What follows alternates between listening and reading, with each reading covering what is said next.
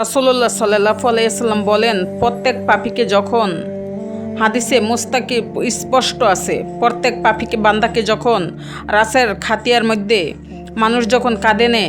রাসের খাদিয়ের মধ্যে আল্লাহর কসম নবী বলছেন, এই নাফরমান এত জোরে চিৎকার করে আর বলে, ইয়া ওয়াইহাল, হাই আসপুস, তোমরা কই আমাকে নিচ্ছ, আমাকে নিও না, তোমরা কবরের দিকে নিও না। আল্লাহর কসম নবী বলছেন, একবার যদি পৃথিবীর মানুষ ওই নাফরমানের লাশের খাটিয়ার চিৎকার যদি একবার জীবনে শুনত, পৃথিবীর সব মানুষ বেহুশ হয়ে যেত, আর পৃথিবীর কোনো মানুষ লাশ কাঠে নিত না, আর পৃথিবীর কোনো মানুষের লাশ দাফন হইতো না, কুকুর বিড়ালে টাইনে হেসড়ে খাইতো। কারণ ওই বয়ে নিবে না কাঁদে, যদি চিৎকার মারে। এই জন্য আল্লাহ বলেন, আমি চাইলে পারতাম, আমি আল্লাহ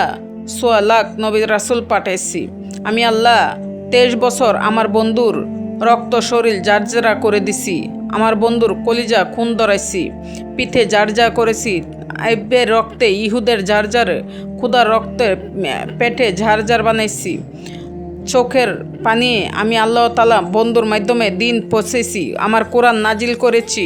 লক্ষ লক্ষবার আমি আল্লাহ বলেছি, বলতে চেয়েছি, কবর, হাসর, আখিরাত, মিজান, ফুলছারাত। আমি চেয়েছিলাম এগুলো না দেখে, নবীদের কথা শুনে, আমার রাসূলের কথা শুনে, আমার কোরআন শুনে, করমে কালামের কথা শুনে আমি চেয়েছিলাম তুমি না দেখেও সেজদা দিবা, বিশ্বাস করবা, মানবা। আমি আল্লাহ চেয়েছিলাম আজ হাসরের ময়দানে তোমার হাতে জান্নাত তুলে দিব, কিন্তু তুমি কদর করলা না। টেলিভিশনের খবরে কইছে ময়মনসিংহে দাঁড়িয়ে অ্যাক্সিডেন্ট করছে, তুমি এটা শতবার বিশ্বাস করছো, অথচ ময়মনসিংহ গিয়ে দেখো নাই। তুমি আল্লাহকে